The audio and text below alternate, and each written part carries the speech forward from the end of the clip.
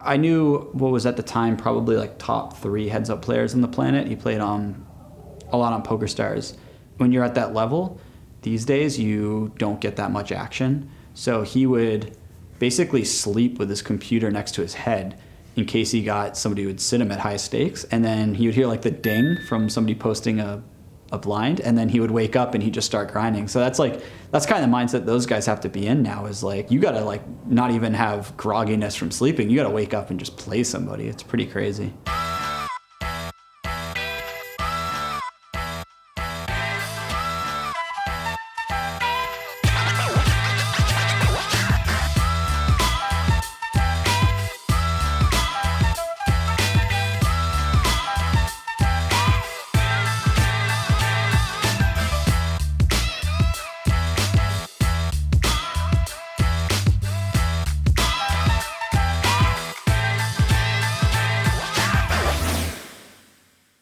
You know, you don't get to see very many women playing heads-up poker online very often, much less a crossover like this. So I think it's great. I think it's good for the game, and I really enjoyed playing her. She's a very smart, very good player. She's super nice, and it's great to see girls in, you know, I mean, it's kind of the same, gaming and poker. I'd say it's like a very similar realm, so it's nice to see females in general. She has a thick skin, you know, because online gaming can be kind of tough for women, and it was really nice to meet her and talk to her. Katie Stone has about 100K in tournament cashes.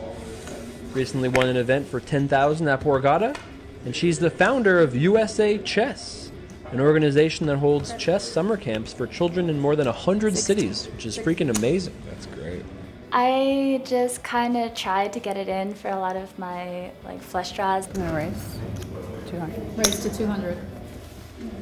Katie's gonna raise it. We'll see what Hafu does here with her nut flush draw. Call. Hafu does call here. The worst river in the deck for her is an ace, or I guess the 9 of spades. 9 of diamonds, not Close. Yeah, the 9 of spades, we would have, that would have been a wrap. That would have been a wrap for this one, but we'll see if Hafu tries to bluff here. Fold. I just thought that maybe I could get her to fold a little bit more, but she probably watched my match yesterday and was like, I'm not folding this anything. I'm interested to see how they both play. You know, Katie obviously is the favorite going into this match. She's a poker pro, and Hafu obviously isn't. But Hafu is a very smart player. You know, she has been in playing games for her whole life. I'll go 100. 100. And right now, it looks like she's check-raised Katie's continuation bet, and this is going to work.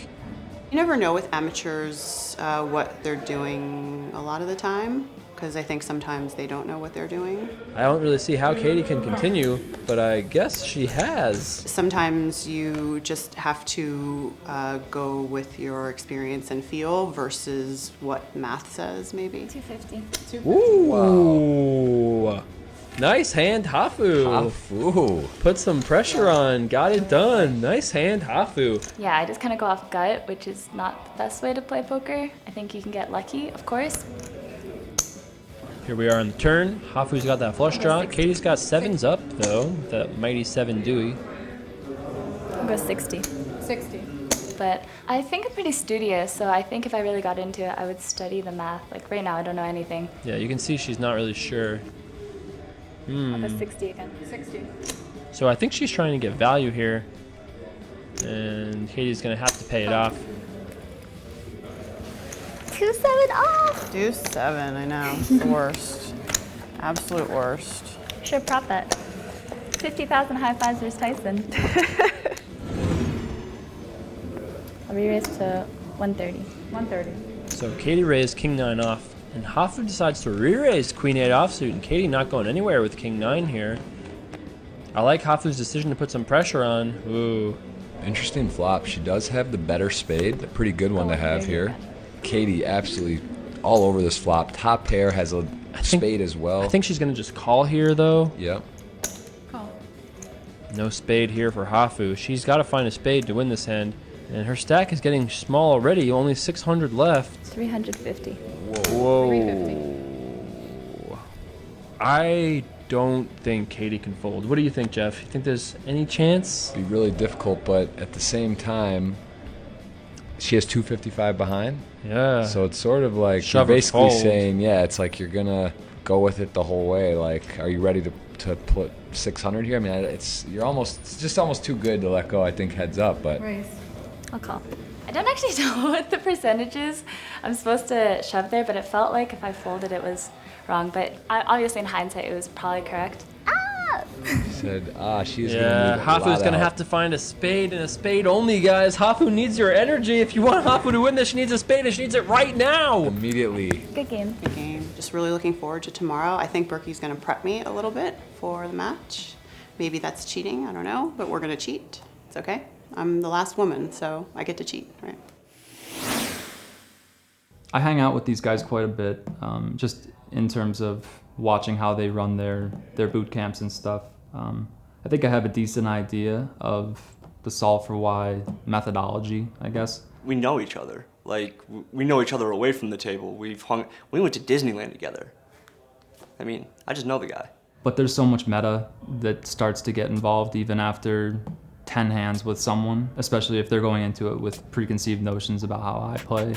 I talked to Jordan downstairs and he told me he was able to watch the match last night, so I'm assuming he's seen some of the spots that I was applying, like probably too much aggression with bluffs. I know the mindset he has when he plays poker, and you can correlate that to the strategy he's going to employ, and it's vice versa. Like, he knows what I'm going to do without ever having to play with me.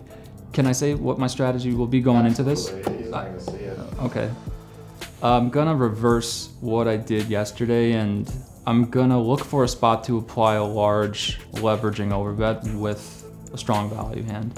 I'm gonna be careful about doing that with bluffs because I think it might be the one thing that he goes into this match looking to make a stand against if he saw me play yesterday.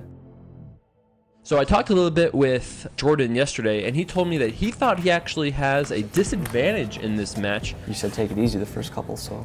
He said he thought that he actually was a dog to Nick, and we'll see how that plays out. Call.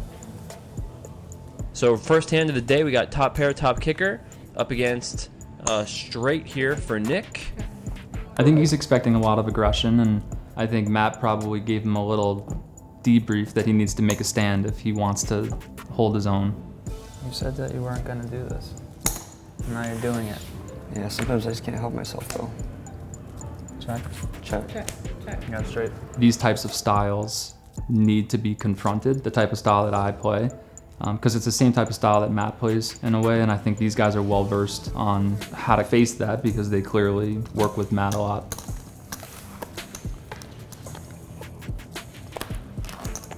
$25. 25. I came out of the gate doing what I said I was gonna do. Not much here on the turn for Nick. Does pick up that gut shot. I wouldn't expect this to be a very chatty match, even though these two are friends. Nick's running pretty well to start. I made a thin overbet for value and must have walked into something bigger. I think Jordan's going to get away from this hand on... Wow, he actually raises the river. And that is... Whoa! And Nick folds the straight. Wow. Nice move there by Jordan. I folded very quickly, which I think at first he might have interpreted that I was bluffing. I ended up telling him that I didn't have a bluff. Who knows if he believed me? I wasn't bluffing you when I didn't take it easy on you. I believe you. I didn't have much of an option.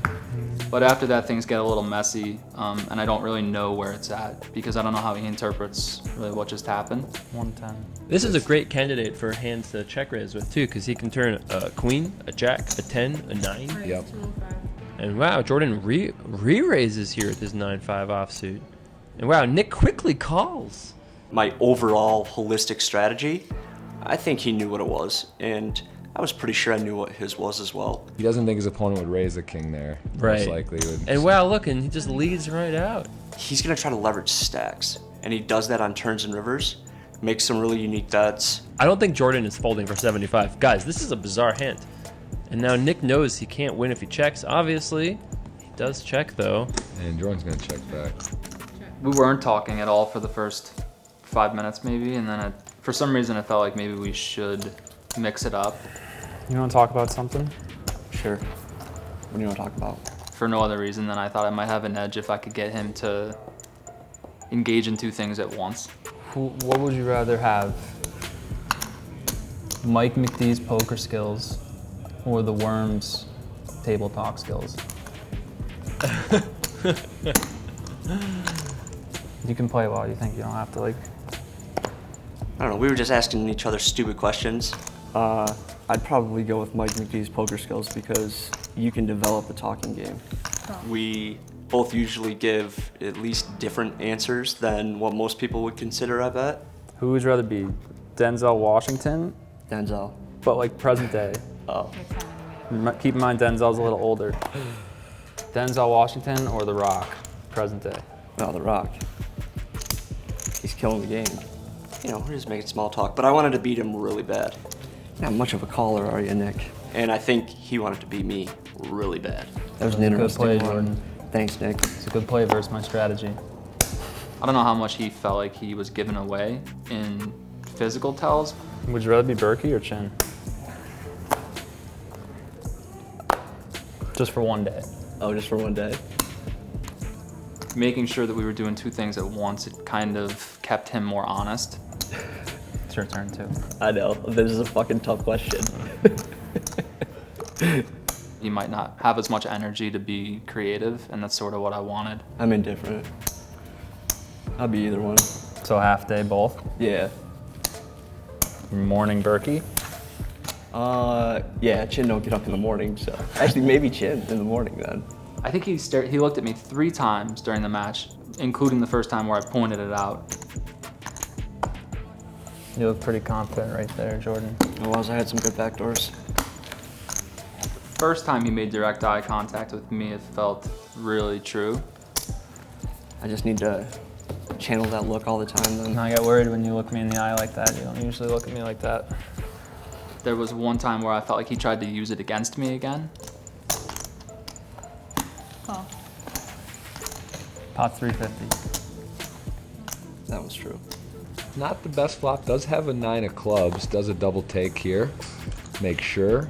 Got Jordan with king 5. Just absolutely nothing. That stare again. Is that what you were hoping for this time? Call. Check.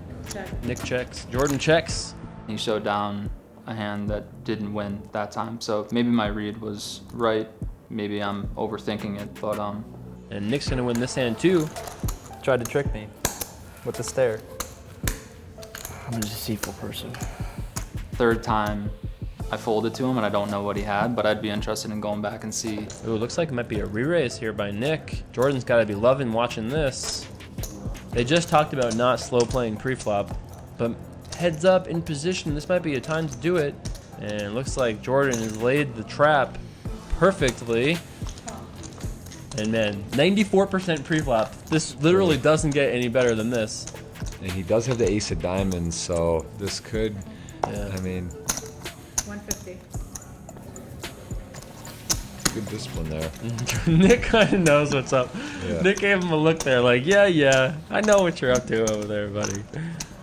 Knew I had it that time. Just looked weird. Nice read.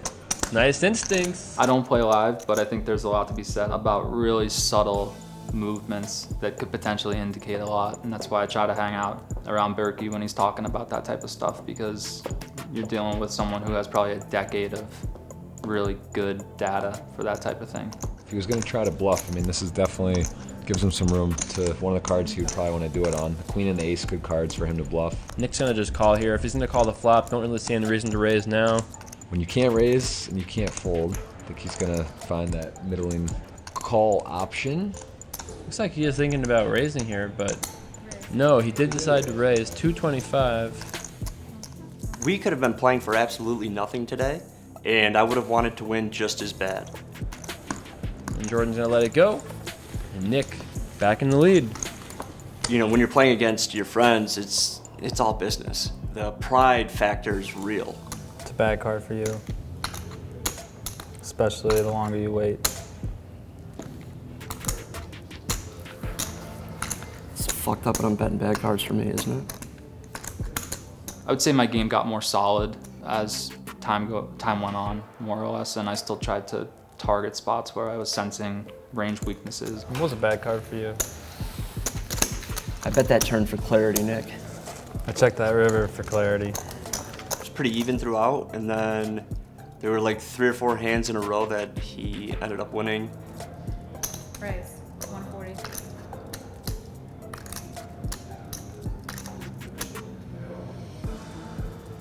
And then he flopped 2 pair versus, well, I only had ace jack high, so I can't really say that I had a premium. Not much wiggle room. I know. I better just put it all in. And Jordan's in pair. bad shape here. You flop a pair? Flopped a big flop. I don't know, I was talking to Berkey about it already, and we were just trying to figure out, like, there's not much that I can do once I 3-bet. There's that much in the pot, and my stacked pot ratio is like that. But that might have been one board where he just had to have connected with what he flatted with. Good game, bro. Yeah.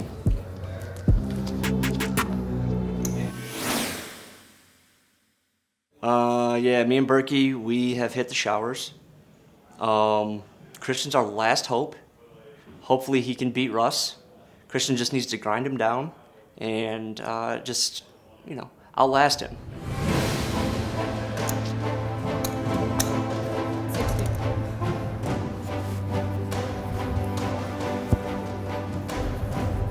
So he raised the button to 6 big blinds, and I re-raised to 17 big blinds with jacks. Raise. All in. Call. Whoa. All in the call. First hand. What is going on? All right. That was quick. When he had jacks, I was just like, man, he really is run good Russell. All in a call first hand. If 4 to Russ, 1. if 4 Russ to wins, 1. he's in the money. He rounds it down to the final 4. Oh, that's a Wow. decent flop. Wow. There's actually, you need running threes. Not gonna be. Wow. Okay. Well, All right. I think that was one of the quickest matches I've ever played in my life. It's up there for sure. When you do make it 6x pre-flop, that does increase the chances that it ends in one hand. I mean, listen, he didn't take me down. We both had a pair. Like, whatever, man.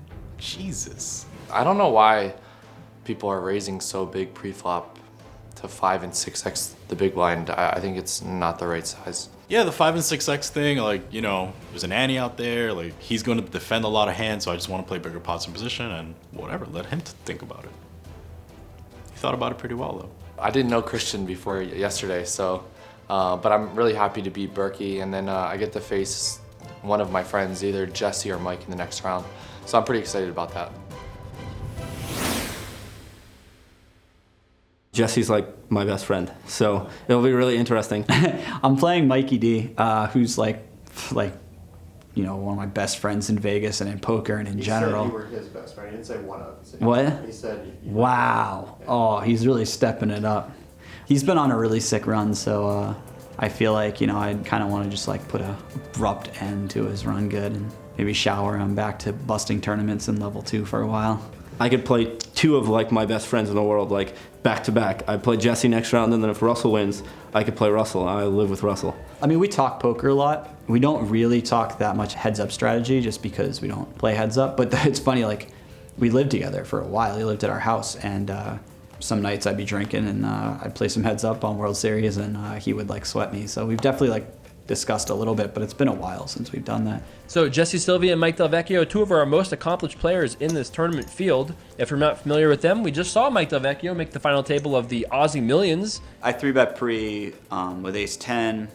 I sized up on the flop, which I normally don't do on that kind of flop. Like, I went kind of on the bigger side, which actually helped later on in the hand because I knew that he just would have, like, between like the pre-flop sizing I took and the flop sizing, I knew he'd have no straights, so he like basically only has 2 pairs and like a few boats, but it's hard to make a full house.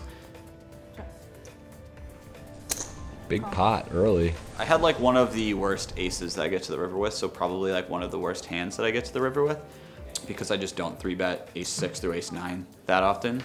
It's only like suited when it's suited, and it's like, even then it's like pretty rare. So it was kind of a tough decision. I didn't have a spade, which kind of helps, because if he has missed spades, I'm not like blocking any of them. All in. All in. Wow. Jeez. Wow, guys. What do you do here? Like Jesse's getting a great price.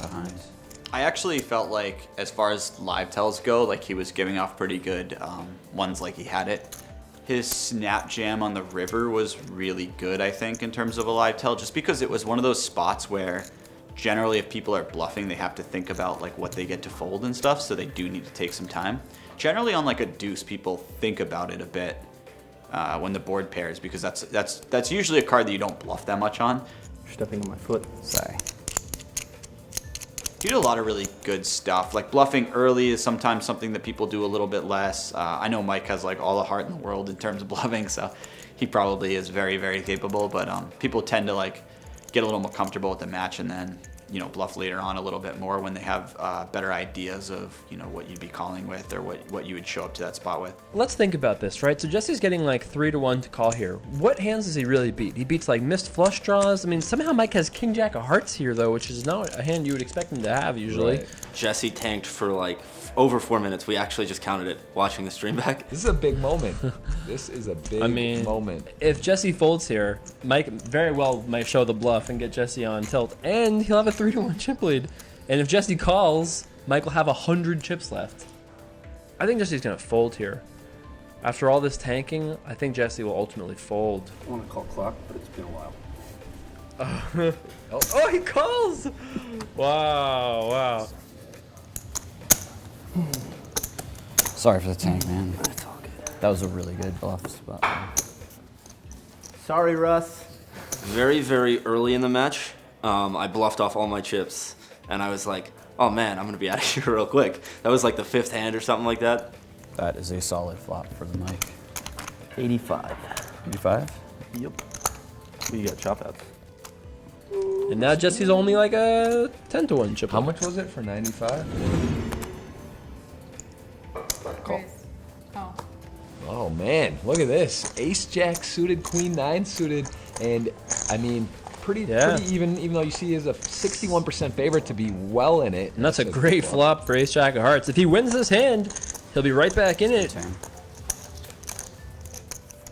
you put one more card out? See if we can find it. You got 4 to a flush now. I have a flush. He's chipping up, winning little pots. When you have them on the ropes and you just can't close them out, they double up, double back up, it's hard to get back into the game of like, okay, we're back to 50 big blind deep poker, you know? I mean, you kind of take more risks, you want to kind of close it out. Yep. You know what I mean? Raise 35.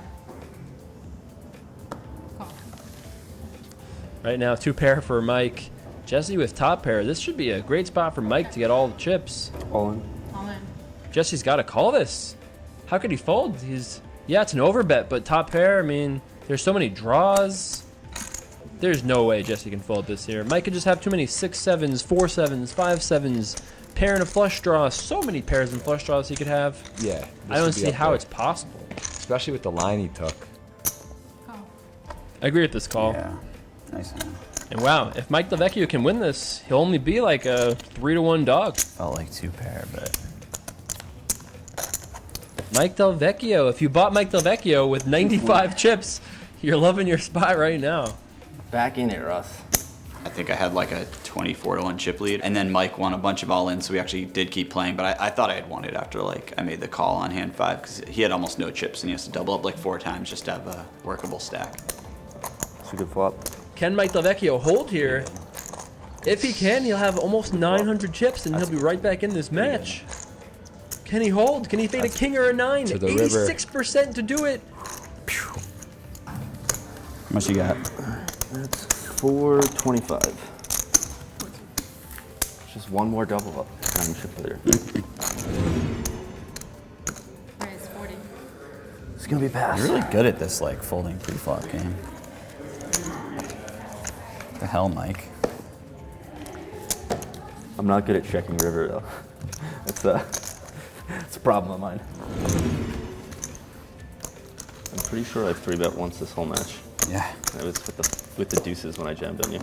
I 3-bet twice, and I had 3 aces between the 2 hands. It's pretty strong. We're keeping it quite nitty over here.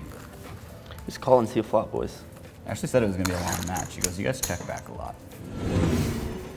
And Jesse's still got that chip lead, but remember, Mike DelVecchio was down to 95 chips. I was lucky. I just like ran it back up, and I got all the way back up to where I had just about starting stack. I had like 1,235. Amazing. All right, we're back to even, guys. Does anybody think Jesse can win this match, having allowed Mike to come all the way back to even? I'm gonna run. I'm gonna run better than you, Jesse. I've hit a lot of flops. And Jesse may check fold here. He might check raise, just trying not to give up. You're the right. chip Yeah, lead. like it's, you can see him thinking about it.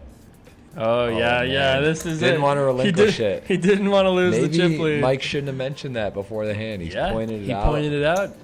And it could work against him here. It's gonna make me work for it.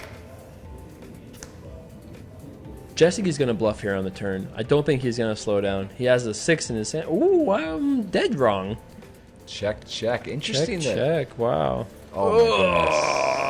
Wow. Poker, poker. It's all skill. And now Mike actually is gonna bluff. Yeah, I think he has to.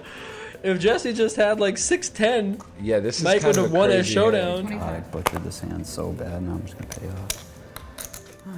Man, Jesse really doesn't like calling Jesse rivers. doesn't. He plays this interesting hand, then he gets to Jesse rivers gets to with the good river hands. and doesn't know what to do. It's just sad and calls. But no, he's. I mean, You know Jesse, what's hilarious to me is that if Mike never bluffed the river, he would have been crushing this match. Right. It's all good. And Jesse just, like Sai calls and apologizes like every river. I knew you were gonna get out of line there. What's that? I knew you were gonna get out of line there. I should have just probably just checked back. I had so many backdoors. Raise. Jesse Sylvia back in the lead, about a 2-1 chip lead. Raise and a re-raise here. I think we'll see Jesse peel this hand in position. Could potentially jam, but that would be quite dangerous. 2 jacks. In great shape, but 7-8 suited, a lot of potential. Ooh, Wow, this might be that trouble. is quite an action flop. Mike's gonna bet, Jesse's gonna shove, Mike's gonna be all in. Got all the way back up to where I had just about starting stack, and I was really pumped. And then back-to-back hands I lost, and I was out. Call. Oh my god. Oh. I thought you were slow rolling me when you were turning it over 1-on-1. You were, but It was fun. We knew like the winner of us was gonna face Russell, because Russell won his very quick match right ahead of us. It was fun. sorry. You getting there? You can't do. Unlucky. What do you think's going to happen in the Russ Jesse? Russell's really good. I would take Russell. Sorry, Jesse.